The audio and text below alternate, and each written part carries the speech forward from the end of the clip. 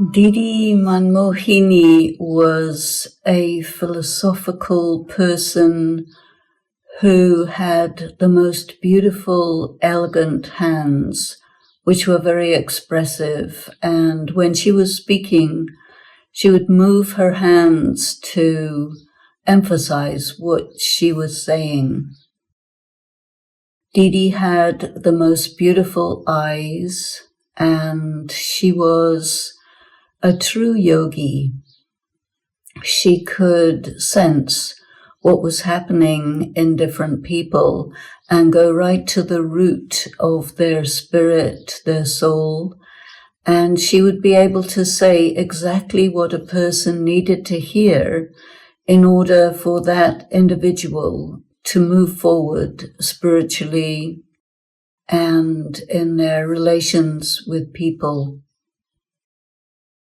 Didi Manmohini and Dadi Janki were very close friends, and it was very meaningful to me to see how important in the spiritual practice it is to have friendships with people who are at your level, who want to go deep into the spiritual knowledge and practice together. When I would be invited to join Didi Manmohini, Dadi Prakashmani, and some of the other dadis in their dining room for lunch, it would be a very beautiful experience, and they would practice to eat in remembrance, to speak, but yet there would be that silence among them. And that feeling of a heart connection, the love and respect that the dadis had for each other, and the great love they had for the yagya.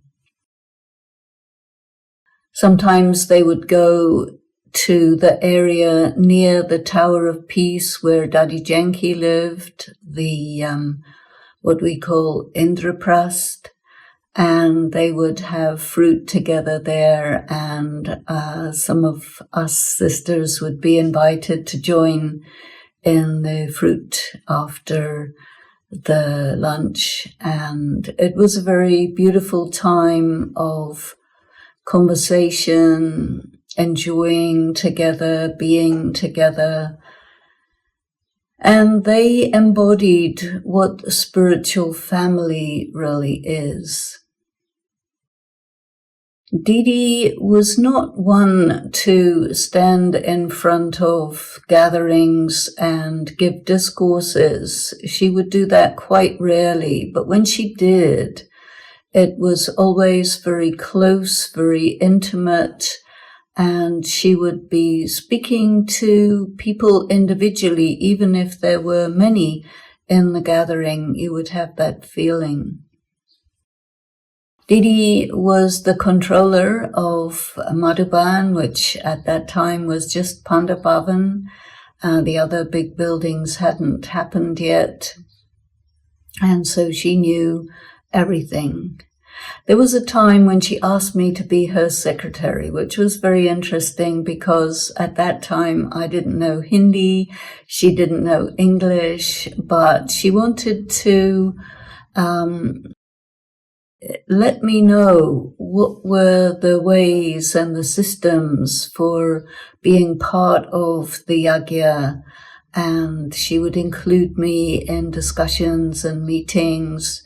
She would ask my opinion and be very interested in what the people from Western countries thought and felt, and how someone who didn't have a background in Hinduism would still relate to the Gita, the Ramayana, the Mahabharata, and to take interest in all of the ways of India. And I stayed quite a long time in Madhuban, in Mount Abu, and lived with these remarkable yogis for quite some time. Didi was always very conscious of the practice of meditation. And so you would see her always connected with God, connected with the founder, Brahma Baba, in her thoughts. And you could see in her eyes and in her smile that she lived on multiple levels. There was the philosophical level of the deep understanding of spiritual knowledge. There was that beautiful love of the Gopi with Gopi Vallabh.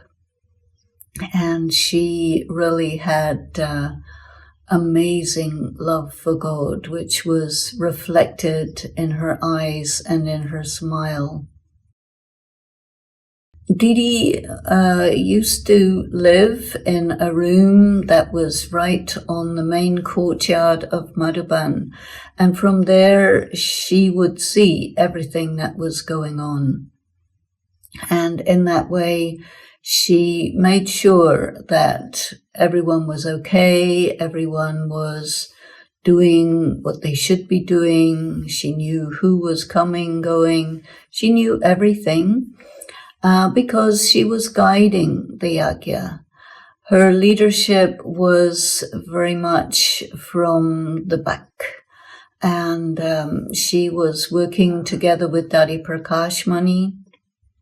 And people would say Didi Daddy or Daddy Didi, as if the two were one. And they really demonstrated how two people can work together, live together, represent the spiritual work, represent the work of God together in perfect harmony. They had a very good understanding of each other, and they really learned, I think, or developed the ability to have one mind, even though there were two bodies. So they were connected, I think we would say telepathically, or sometimes people could say that to be connected in yoga means to be connected in that way. And they had a very, very good connection with Brahma Baba, with Shiv Baba, incorporeal God, and they were able to be really excellent instruments, excellent trustees. So for me, these souls are really the first creation of God. Brahma Baba and Jagat Amba Saraswati, the founders of the yajna, were not alone. They were together with this group of people, which was, I think, originally around 300, and to develop a spiritual family, to create a culture.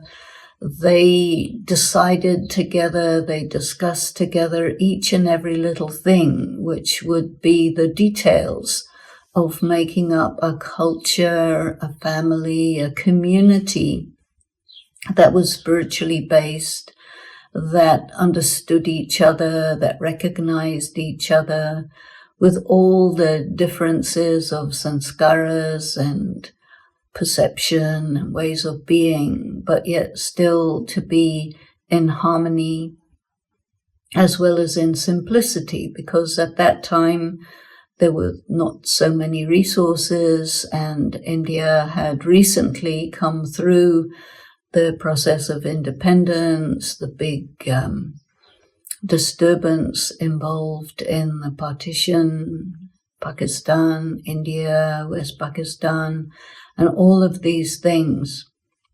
And I came to the gathering about 5 years after Brahma Baba left the body, and everything was now in the hands of the sisters and the main brothers. And Didi was really a very beautiful example of the matriarch, the leadership of the woman, and leadership not being just a single leader, but shared leadership of the elder women who were looking after everything, running everything. And there was purity, there was order, there was ease, fluidity, everything flowed very beautifully. And I think that this foundation of the spiritual community was so powerful, so important, and created the template that the community has to continue and be built upon. So it was really, truly wonderful to be part of that time, those days.